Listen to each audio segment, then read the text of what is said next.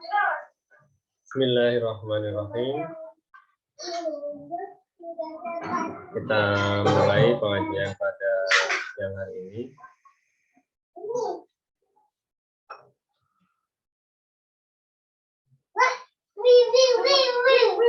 Bismillahirrahmanirrahim. Alhamdulillah wa bihi nasta'in.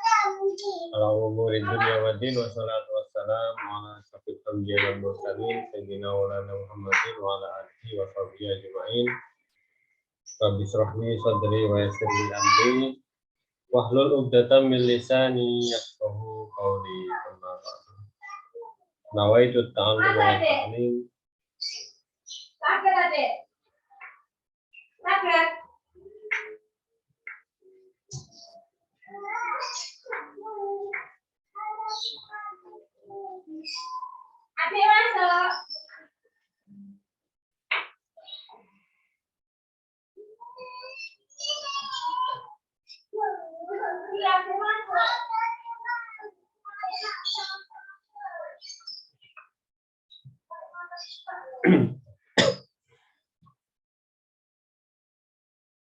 Bismillahirrahmanirrahim. Nawaitu ta'allum wa ta'lim wa ifadah wa istifadah wal hasa ala tamassuki bi kitabillahi wa sunnati rasulih wa du'a ila al-khair wa ala alihi mursalin sayyidina Maulana Muhammadin.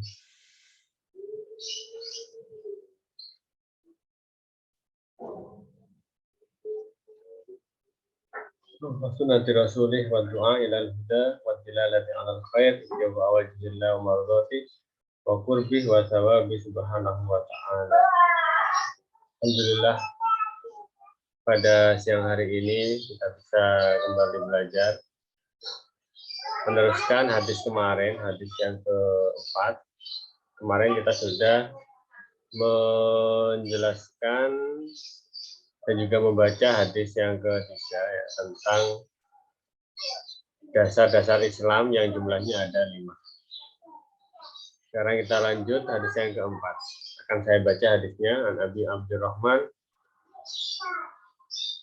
Abdullah bin Mas'ud radhiyallahu anhu qala haddatsana Rasulullah sallallahu alaihi wasallam wa huwa shadiqul masduq inna ahadakum yujma'u khalquhu fi batni ummihi 40 yawman nutfah thumma yakunu 'alaqatan mithla dhalik thumma yakunu mudghatan mithla dhalik thumma yursalu ilaihi al-malaku fa yanfukhu fihi ruh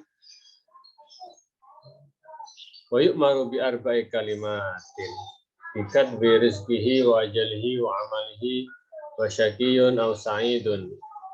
Wallahi alladzi la ilaha illa ghairuh inna ahadakum la ya'malu bi amali ahli jannah hatta ma yakunu bainahu wa bainaha illa dira' fa yasbiqu alaihi alkitabu fa ya'malu bi amali ahli nar fa yadkhuluha wa inna ahadakum la ya'malu bi amali ahli nar hatta ma yakunu bainahu wa bainaha illa dira' fa yasbiqu alaihi alkitabu fa ya'malu bi amali ahli jannah fa yadkhuluha. Rawahul Bukhari wa Muslim.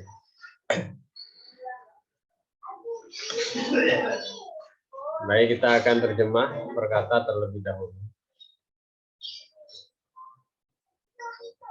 An Abi Abdurrahman, dari Abdurrahman Abdullah bernama Abdullah bin Mas'ud, putra dari Mas'ud radhiyallahu anhu, semoga Allah meridhai Abdurrahman.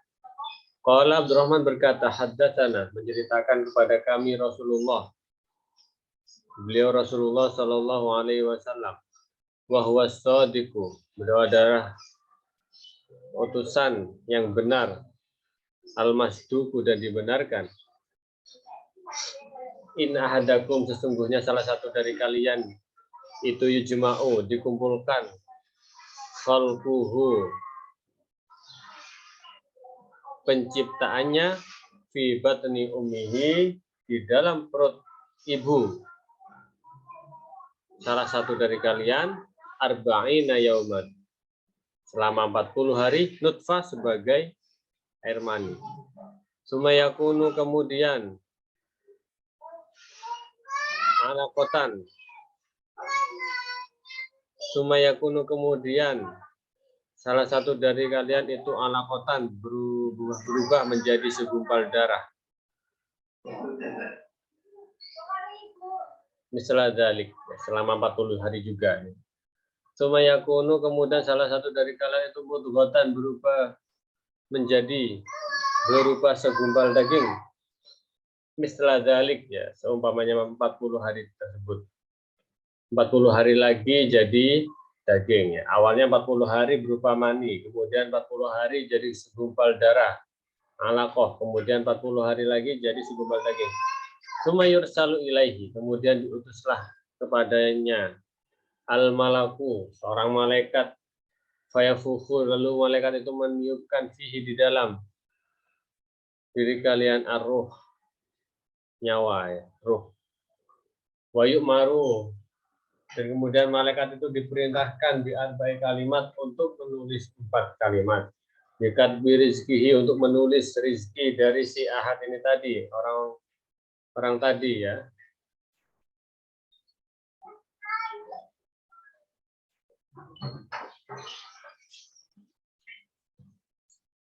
Kemudian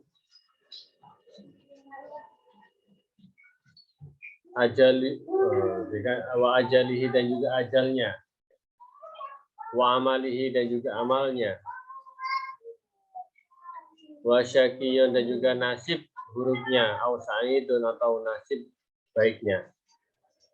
Wallahi, maka demi Allah, alladzi la ilaha, tidak ada Tuhan yang berhak disembah ghairahu, selain Allah, inna hadakum, sesungguhnya salah satu dari kalian itu layak malu, niscaya berbuat baik di amal ahli jannah, dengan amal penghuni surga, hatta ma yakunu, sehingga tidak ada bainahu, di antara ahad, wa bainaha, dan di antara surga, illa dirau, kecuali satu hasta, sudah tinggal dikit lagi. Faisbiku, maka mendahului alaihi, terhadap salah satu dari kalian itu tadi, Alkitabu, sebuah catatan. Fayak malu, maka kemudian si Ahad ya, atau salah satu dari kalian itu melakukan bi'amali ahli nar, melakukan perbuatan neraka, faidahuluha, maka yang awalnya sudah mau masuk surga dengan amal-amal baik, tapi karena takdirnya dia sudah masuk neraka, maka dia langsung melakukan amal ahli neraka, maka dia akan masuk neraka.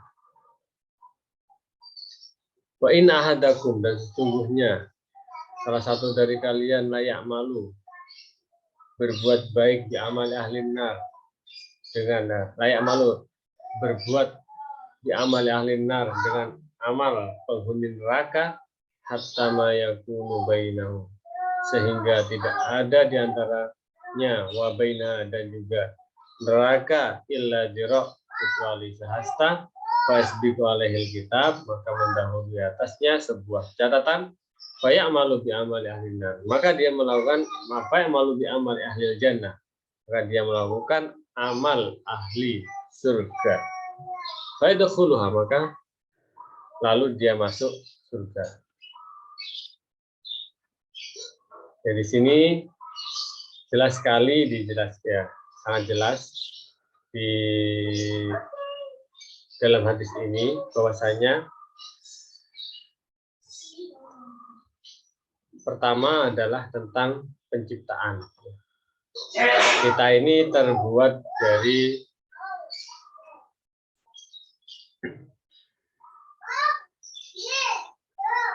air mani ya.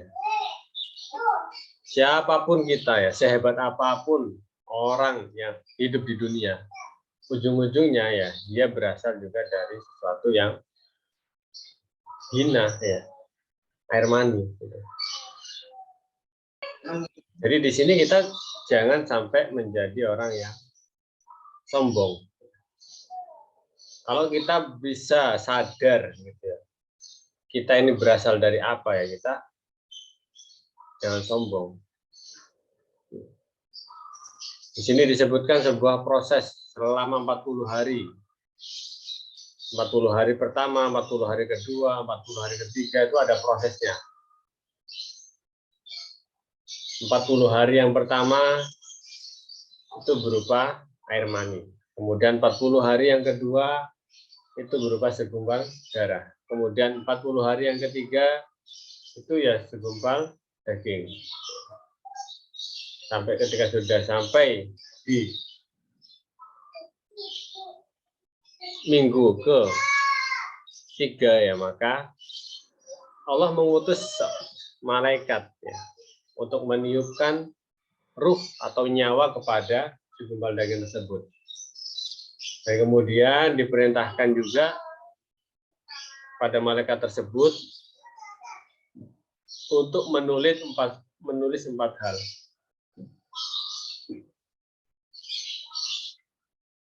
Yang pertama adalah menulis berapa rezekinya. Jadi rezeki kita itu sudah ditulis ketika kita masih bayi. Kemudian wajalihi, masa hidup kita kapan? Apakah kita mati masih muda, mati sebelum nikah, mati setelah nikah, mati sebelum punya anak, atau mati setelah punya anak, atau bahkan kita mati saat masih bayi, belum balik, belum dewasa. Itu sudah dicatat takarannya. Sama rizkinya juga, kedua ajalnya atau umurnya, dan kemudian amalnya. Amal-amal kita juga sudah dicatat. Kita melakukan apa, itu sudah dicatat, ada catatannya gitu. Makanya kita itu harus mempercayai namanya takdir. Kalau sudah terjadi, apapun itu, masalah apapun, atau kebaikan apapun yang datang pada kita, yang sudah terjadi itu namanya takdir. Kita harus menerima. Ya, jangan sampai kita menolak takdir. Kemudian dicatat lagi syakiyun au sa'idun. Nasib baik dan buruknya itu juga sudah dicatat. Kita masuk neraka atau masuk surga itu sudah ada catatannya. Bahkan ketika kita masih ada di kandungan. Wallahilladzi la ilaha illa ghairuh. Maka demi Allah ya kata Nabi, sesungguhnya orang-orang ada yang berbuat perbuatan ahli surga, orangnya baik, gemar sedekah, sholat jamaah, perbuatan surga, hingga dia mau meninggal. Tinggal dikit nih, tinggal dikit udah berapa jam aja dia meninggal. Waktunya meninggal, ajalnya datang. Sebelum-belumnya mulai awal dia berbuat baik. Ketika sudah mau meninggal ajalnya, di sini disebutkan hatta ma yakunu bainahu wa bainaha illa dira. Antara dia dan juga ajalnya itu tinggal 1 dhira. 1 dhira itu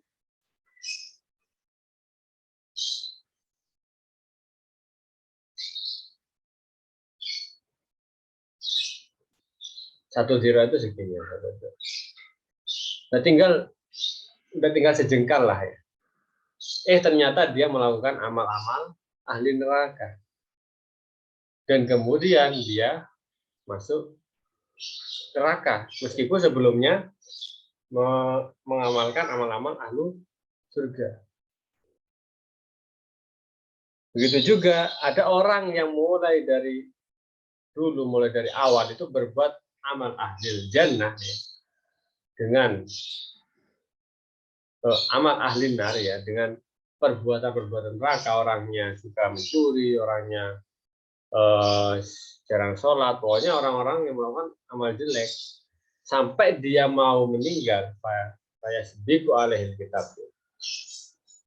Bainahu wa bainaha illa dzira. Antara dia dan juga ajalnya udah tinggal dikit. Kemudian juga ahli kitab ternyata dulu takdirnya itu adalah orang baik, maka dia sebelum meninggal melakukan amal-amal surga dan akhirnya masuk surga.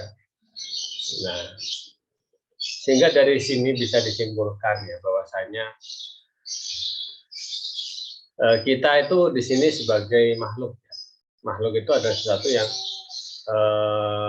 tidak punya kuasa apa-apa. Segala kebaikan yang kita lakukan itu adalah atas takdir Allah.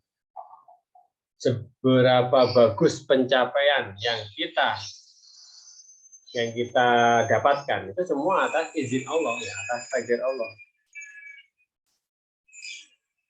Kita percaya diri boleh, tapi tidak boleh kita sombong. Nah, seperti itu. Jadi percaya diri itu boleh, tapi kita tidak boleh sombong. Segala pencapaian kita itu dengan sangat mudah kalau Allah mau, ya Allah akan ambil semua pencapaian itu dalam waktu sekejap. Banyak orang-orang yang udah terkenal di masyarakat, di mata orang, itu dia orang yang baik, ya, orang yang suka menolong, ya, sukses, hartanya banyak, melimpah. Ternyata sebelum meninggalnya dia jatuh miskin, kena korupsi. Nah, sehingga ya pada intinya itu orang itu tidak ada yang tahu. Jadi kalau kita melihat orang itu melakukan perbuatan jelek, ya kita doakan. Semoga dia dapat hidayah. Ya. Kalau kita melihat ada orang yang baik kepada kita, ya kita doakan semoga dia selalu berbuat baik sampai akhir hayatnya. Sama seperti kita sekarang. Kalau kita merasa kita adalah orang baik, ya, kita selalu berdoa agar kita menjadi orang yang baik sampai akhir hayat kita, husnul khotimah. Jangan ketika kita merasa kita orang yang baik, kita istilahnya mau surga, kita sombong. Ya. Kita sombong, merasa udah aman dari siksa Allah, ya. Makanya kalau kita melihat ya kisah-kisah para ulama, semakin dekat orang itu dengan Allah, ya, semakin sering mereka itu menangis, malam-malam menangis, ingat dosa-dosa dulu, padahal dia itu sudah meninggalkannya, udah tobat. Tapi dengan sangat mudah mereka meneteskan air mata. Dengan sangat mudah mereka itu menangis, meminta kepada Allah, meminta dikasih husnul khotimah. Padahal mereka bisa dibilang selama 24 jam selalu melakukan amal kebaikan. Nah, itu jadi yang orang yang sering melakukan kebaikan malah lebih suka nangis, ya takut sama Allah, ya berdoa dengan khusyuk. Berbeda malah sekarang orang-orang yang bisa dikatakan bukan orang baik, ya, hampir setiap hari melakukan dosa, itu malah nggak takut sama sekali gitu loh. Ya. Nggak takut sama, malah sambil banyak orang yang sekarang nantang-nantang. Gitu. Surga neraka tidak ada, gitu sebagainya. Naudzubillah min dzalik, jangan sampai kita seperti itu. Dan kita mulai hadis ini itu berarti membuat kita ya memberi pelajaran bahwasanya ya kita harus terus berdoa, ya terus minta husnul khotimah kepada Allah. Kandungan isi hadis di sini pertama ya, dari hadis ini kita mengetahui bahwasanya makhluk sebelum mereka diciptakan, Allah itu tahu apa yang akan mereka alami. Termasuk masalah kebahagiaan dan juga kecelakaan yang nanti akan ditimpa kepada hambanya itu Allah itu tahu. Sehingga ada syair-syair para ulama, qad kafani ilmu rabbi min su'ali wa ikhtiyari.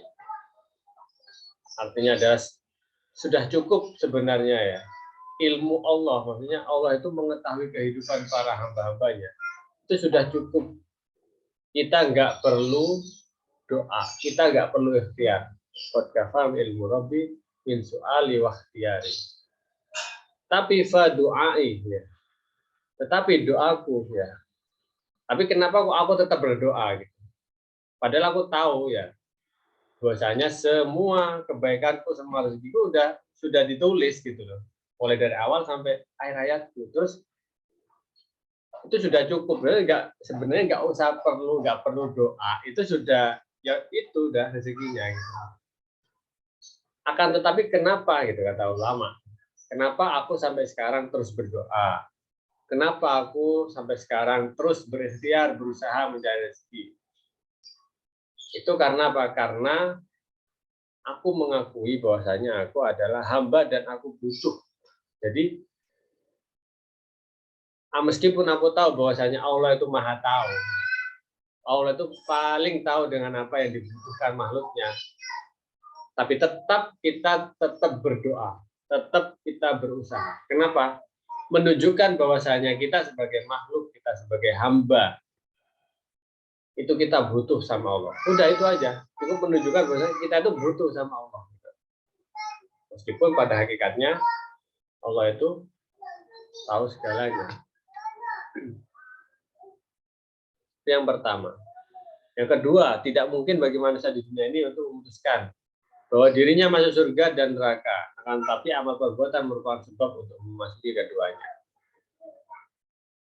Jadi manusia itu janganlah sampai oh ini si A ya masuk neraka si A. Oh ini si B masuk surga. Oh ini si C orangnya jelek masuk neraka. Oh si D orangnya bagus masuk surga. Itu bukan ranah kita, bukan wilayah kita. Sampai menghukum orang kamu masuk surga masuk neraka, kamu surga. Bukan itu ya. Allah itu bisa saja gitu kan.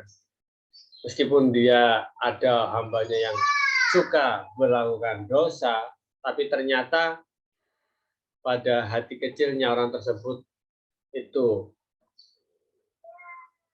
takut sama Allah gitu ya.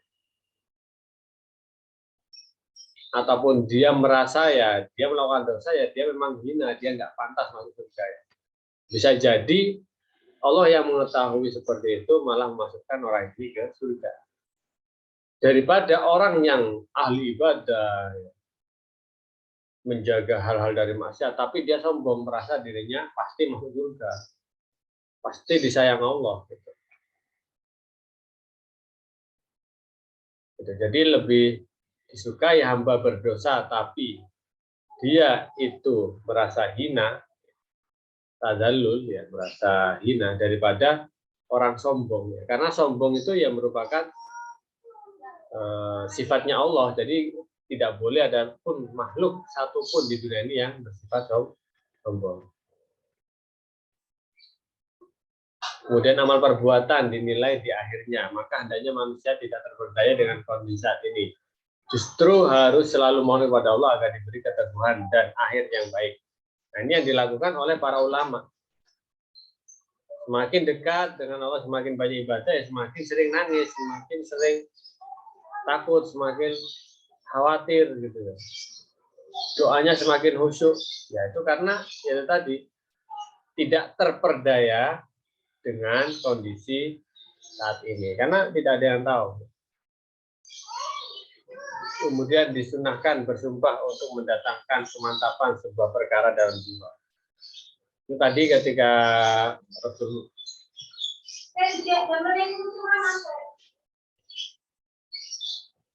ini hadisnya Allahi alladzi la ilaha ghairu. Jadi di sini Allah Nabi Muhammad itu bersumpah. Itu untuk apa? Mendatangkan kemantapan. Jadi ini benar-benar sesuatu perkara yang penting dan betul-betul benar gitu sampai Rasulullah berani bersumpah Allahilladzi la ilaha ghairu. Kemudian tenang dalam masalah rezeki dan qanaah dengan mengambil sebab-sebab serta tidak terlalu mengejar dan mencurahkan hati karenanya. Masalah rezeki ya kita kejar semampu kita gitu ya. Jangan sampai terlalu mengejar sampai menghalalkan segala cara. Karena itu tadi rezeki kita ya sama aja sudah diatur.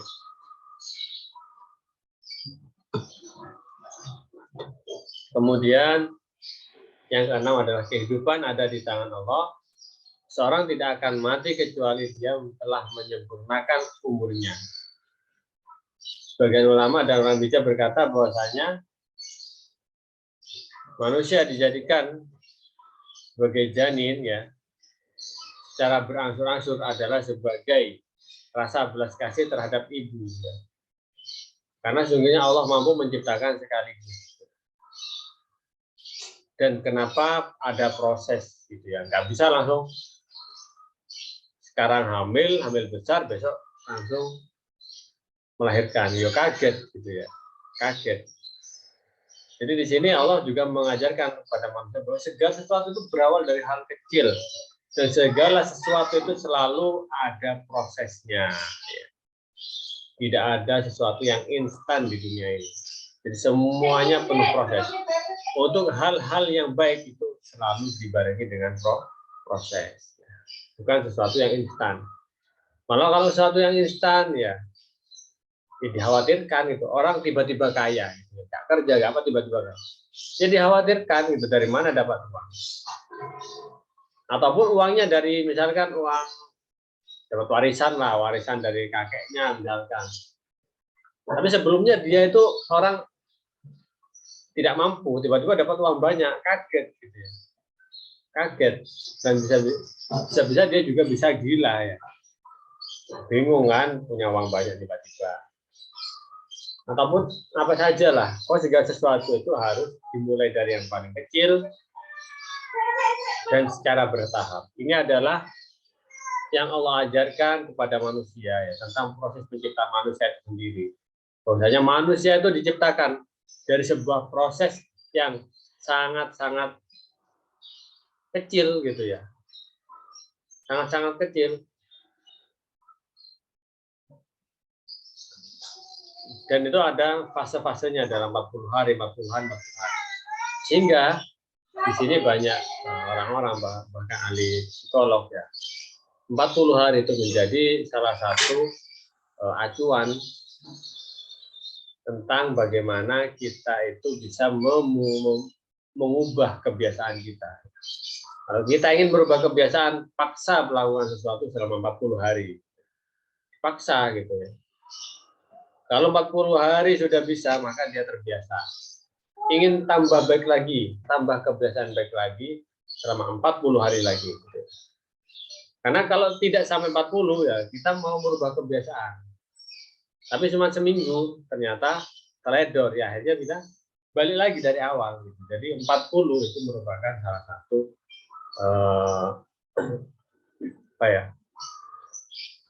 nominal yang sangat penting sebenarnya, sangat penting ya, 40 hari, tiap 40 hari. Nah, jadi itu semua yang bisa saya jelaskan ya dari hadis yang nomor 4 ini. Sebelumnya saya mohon maaf karena waktunya untuk ngajinya itu saya undur, dimajukan ya, dimajukan karena setelah Jumat saya ada acara dan paling enggak kita bisa tetap istiqomah tiap hari Jumat.